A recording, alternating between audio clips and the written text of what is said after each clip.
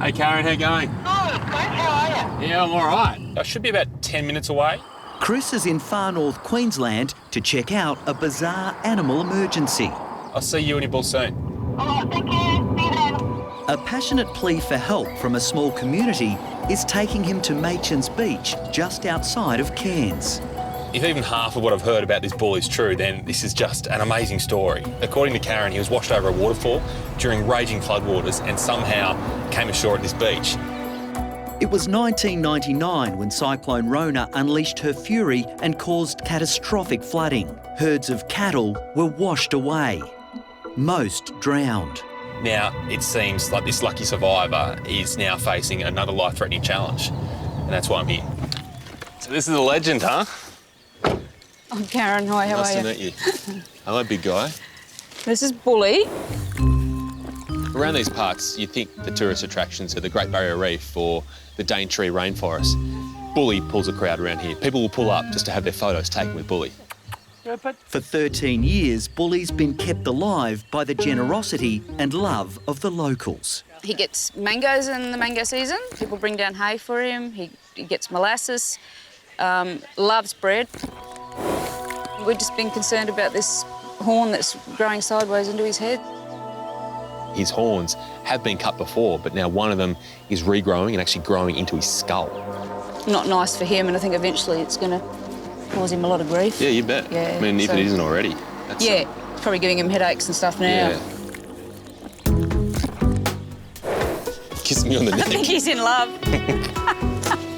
Never had a bull so quickly attracted. You know what that means? He's attracted to you? Yeah. Yeah, I know. So when he does it, he gets right up there. It's called flaming, and he's trying to put the pheromones into the back of his nostrils, and it means that he wants to breed with me. Then you take that. Have a little look here. Yeah, wow, that's really pressing in. It is, isn't it? Yeah, I just mate. feel really sorry for him. The more it pushes in, the more pressure it causes. Eventually, it'll actually start pushing into his skull and into his brain, and that could kill him.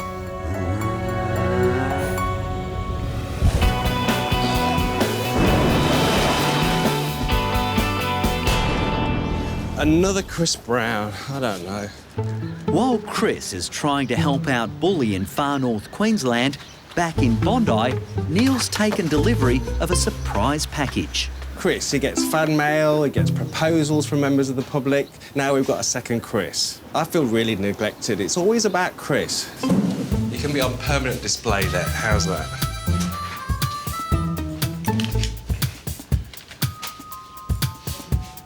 Oh, I don't like it. It's a bit too scary. Come on, Chris, I know where you're best off. In the cupboard out the way. Here you go.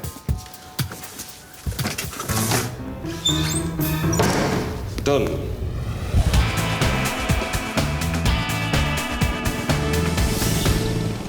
My hope is if I can actually sedate him, then I might be able to get a wire in there and actually start chopping. Like a garrote type wire. Yeah. But the thing is, I want to be quick.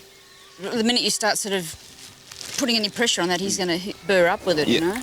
In Machin's Beach, the real Chris Brown is coming up with a plan to save Bully.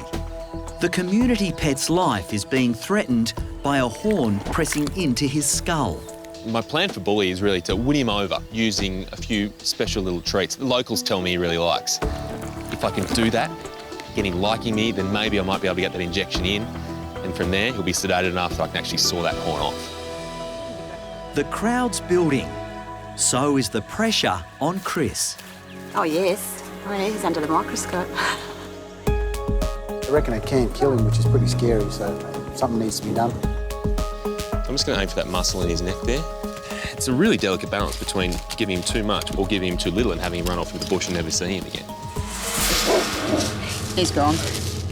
I didn't give him quite enough to actually sedate him. He's taken off into the bush. He's pretty cagey, Chris, isn't he? Yeah, he is. Really, if I keep on pushing with Bully today, we run the real risk of him losing trust in everyone around here. So it's probably right to back off a little bit, come up with a new game plan and try to do it properly.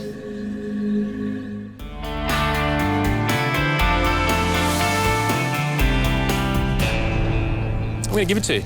You won round one, absolutely, hands down. But You see, I've got a few things that I reckon are going to go in my favour. Chris is in Machen's Beach, just outside Cairns, to help community pet Bully. The bullock's horn is pressing into his brain and needs to be removed. I'm calling in the heavy artillery.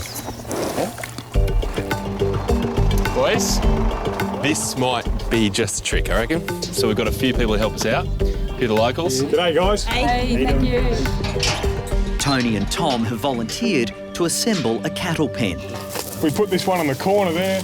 Yep. It seems everybody in this community is willing to help. Perfect. The moment that injection goes in, he clearly becomes a little bit nervous and takes off for the bush. Now, that just can't happen if we give him a high dose. It's going to be dangerous for him and it's no good for us. So now it's up. Let's have to get him in here. I know. The hard part is getting him to trust us, because I think probably the last time he was in yards was when he was, you know, at the butchers ready to go to the abattoirs before the big floods. You take that, then you turn around, don't make eye contact. Come on. Come on. Quick. Come on, Bully. Quick. Come on, Bully. Come on. There we Good go. boy. And see, then we'd shut. Good lad. We won't do it now. I just really think we've got to concentrate on getting him comfortable, happy in here, relaxed, so he doesn't think that this is a trap. You watch, he'll turn around now and take off. Yeah, see, it's going. Chris will now give Bully 24 hours to get used to the yards. I need him to feel comfortable in this space, because when it comes to giving him that anaesthetic, if he is on edge, if he's looking to escape, he's going to need such a high level of drugs that becomes dangerous.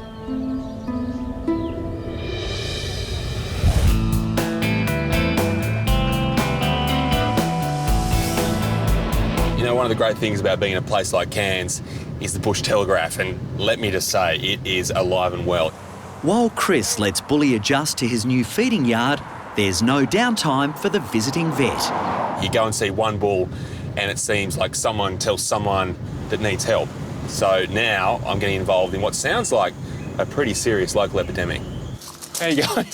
Hi, Chris. How are you? It's Jenny, isn't it? Yes, it is. I I'll knew shake you- your hand, but I've got my hands full at the moment. I can see that. It's great that you're here because we really can do with some extra help. When everyone imagines the Great Barrier Reef up here, they think of this really fertile area that's full of coral and surely full of food. But for turtles, after the cyclone Yasi came through, all that seagrass that turtles normally eat got covered in silt. It's died off. And for turtles, there's no food anymore. Survival for these turtles depends on rehabilitation centres like this one, which is funded entirely by donations. It's really sad to see it because they're such an incredible animal. I mean, these animals have survived millions of years, and now with what's happening, they're starving and they're dying in huge numbers. Do we know where this one's coming from? This one's coming down from Port Douglas. Yep. Jenny and the team here are already at full capacity, but it's a measure of how significant the problem is. They've got another turtle coming in right now. It just never seems to end. Oh, slappy, are you? Huh? A bit feisty. She's feisty. She's actually got a tag. She has. I'll just check the number. So K47. Chris took her out. I went, oh no, this is Nelly. What are you doing back in here? They little papillomas. They look like little warts almost. What we do know about these fibropapillomas is that they're caused by stress. If they're out there and there's not enough food and they start to starve, the immune system crashes and these lumps just take over their body. If she's got these on the outside, then there is going to be a risk that she actually has them internally as well, isn't there? Yes, and that's the problem. If they have them internally, unfortunately, there's nothing you can do for them. The only way of knowing whether Nelly has any of these fibropapillomas inside of her is with a CT scan. Now, not many vet clinics around here have them, but thankfully, there's an imaging centre, a human one, that might just fit Nelly in. Go on, go. You're coming with me. Chris is now transporting Nelly to the Cairns Diagnostic Imaging Centre. The CT scan is being donated free of charge. It's a big moment, isn't it? All right, no fingers crossed in there. And flippers crossed. When we take this image of Nelly, if we find fibropapillomas inside of her, then the sad fact is she doesn't have a future. You have a big look inside you now. All right, good luck, huh? In Cairns, Nelly the turtle is about to undergo a CT scan to find out whether she's suffering from the deadly internal fibropapillomas. What we're looking for here are any little lumps on any of those intestines or any other internal organs like the liver. If we see lumps, it's a very bad sign. Our liver looks good, intestinal walls are nice and smooth, spleen up here is great. It looks pretty good. So you're happy? It looks like it should. That's great. Just like the textbooks. It's good news for Nelly. Yeah. Really the only issue with Nelly right now are these external lumps, and the great thing about those is we can cut those off. The operation will be performed at the Marlin Coast Veterinary Hospital. It will be a delicate procedure. You're right, Nelly? We'll just check your breathing. You're going okay. Good girl. This is local anaesthetic, so we'll inject this underneath the lumps. Papillomaviruses, they actually grow big, and what happens is their joints become immovable, so it really is a very important operation that's been done today. Chris is using an electronic current to burn off the tumours. The electrocauterisation helps minimise any bleeding. Key here is just to be a little bit speedy, but be precise, because The first sign of distress, it's over. All right, now, last one, that's it. well done, girl. Pretty happy with that, Jen. You've got a pretty good range of movement now, and meant to have 20 off. That's going to make a pretty big difference. It will make a huge difference to her, actually. That's great. Good girl. When you think this is a wild animal, and she's come in, she's been operated on, she's just done really, really well. Oh, Nell, you're a lot less lumpy. Huh? Look at that. You reckon? Look pretty good to me. I'm going to let you go home with Jen now.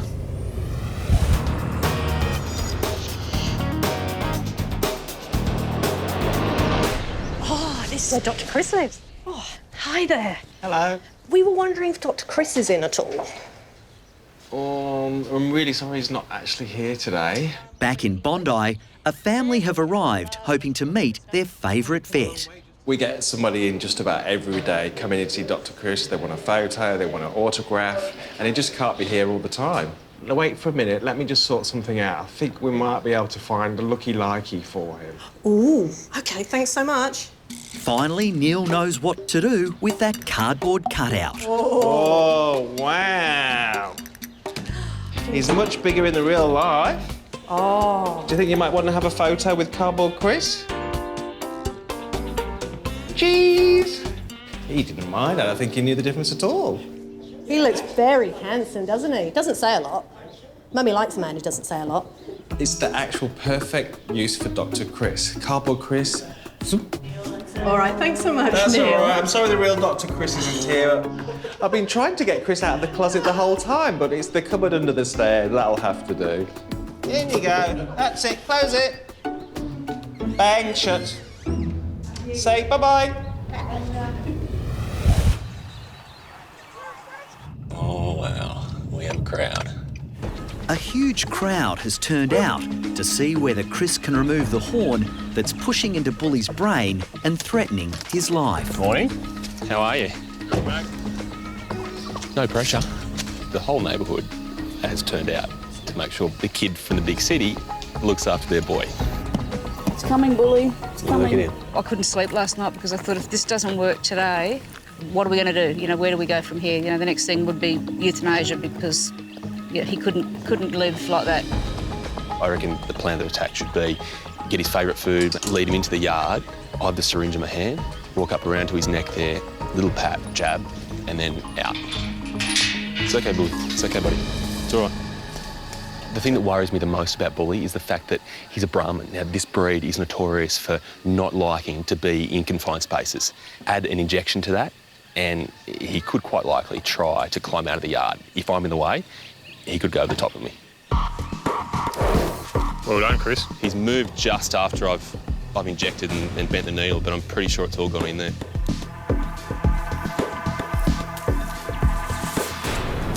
The sedation appears to be working, but Chris has to be sure.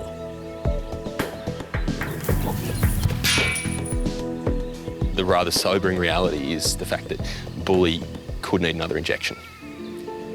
Now he's seen me do one of them, the second one, so much harder. This time, Chris is using a dart pole to inject the drug. It's okay, mate. It's all right. That's gone in, and as he's tried to kick me, it's bent the needle, but the important thing is all that drug actually got into the muscle. Until it's over and he's back on his feet, then we're a bit nervous. Yeah, it's human nature. He means a lot to us.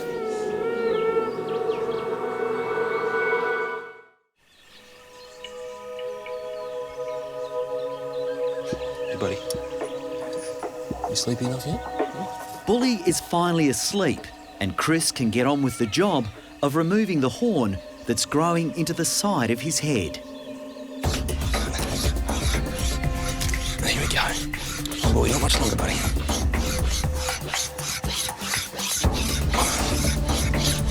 You've been good, matey.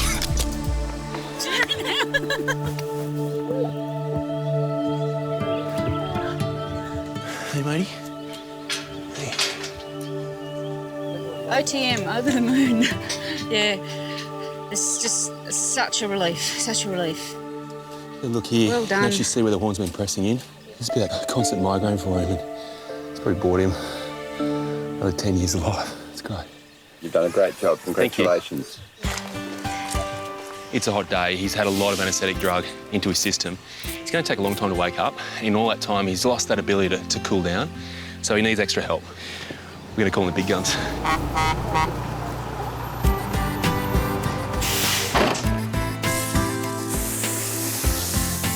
Thank you. Yeah. Steady, Bully, steady, steady. That's great. We can get him standing up in the next hour or so. I'll be happy. We did it. While Karen keeps an eye on Bully, Chris now has time to check up on his other very important patient. I heard you're renowned for liking squid. Nelly, the green turtle that was found starving to death on a beach, is recovering from the surgery to remove her tumours. You like it, huh? Well, we've got a bit more. We just can't get enough, and that's a really great sign. There's no doubt that these turtles have the odds stacked right against them, but thankfully rescue centres like this do exist. You just have to believe that you can make a difference, and Nelly should be the perfect example of that in the way that she came in such a bad way. But hopefully in a few months' time, she does get released back to the wild, and that should be where she stays.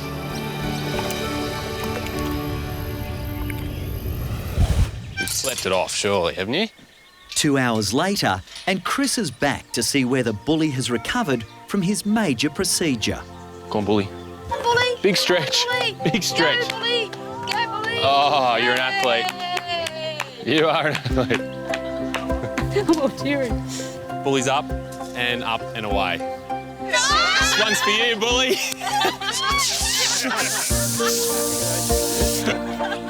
Well, I might just make a toast to all the Matrons Beach community here who have taken a rather flirtatious bullock under their wing and shown him a lot of love. The really amazing thing for me is that the people up here, they're surrounded by this incredible beauty of the Great Barrier Reef and these long sandy beaches with palm trees, but the real beauty here is within these people.